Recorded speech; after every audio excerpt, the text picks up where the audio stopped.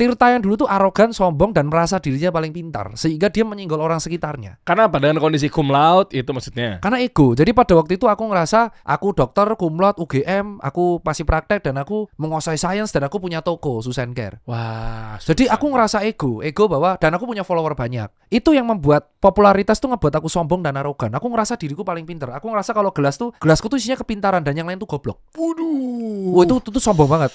Nah, kearoganan itu hilang, itu bukan karena orang lain, tapi karena aku nekat goes Jogja Jakarta. Hubungannya apa? Sampai suatu ketika keluar di daerah Banyumas, Indomaret Banyumas, hujan deras. Kedinginan dong, aku ngupdate di Twitter, ngecas di depan Indomaret. Ketiduran, Pak. Lucunya di samping sudah ada susu jahe. Bingung kan, sopo isi kok ke? Tukang parkir. Nah, Mas, tukang parkir tahu? Tukang parkir itu gak tahu tuh Tirta. Mas, jangan ketiduran nih, saya beliin. Ini udah ada kardus, HP gak ada yang hilang, Mas. Tak jagain sepedanya Indomaret 24 jam sini. Terus mau tak ganti tuh uangnya. Wow, tuh dia ngatain satu kalimat, Mas, gak semua hal harus dinilai pakai uang, Mas. Saya tahu jenengan punya uang, tapi ini setoran saya. Sebagian setoran saya belikan gorengan sama susu jahe. Ini penanda bahwa di jalan, Mas tuh juga sama kayak saya. Disitulah aku ingat ajaran guruku. Dia mengatakan bahwa orang miskinnya sedekah itu lebih bagus daripada orang kaya yang sedekah. Hubungannya apa, Dok? Ketika aku merasa diriku pintar, itu sebenarnya aku udah jadi orang paling sombong. Dan orang sombong itu tinggal menunggu kehancuran. Untungnya aku dikasih pelajaran lewat orang-orang sekitar yang muncul di jalan untuk nolong. Ternyata di luar sana banyak orang lebih hebat dari aku. Jadi aku harus belajar. Karena ilmu tuh bisa didapat dari mana aja. Aku tuh bisa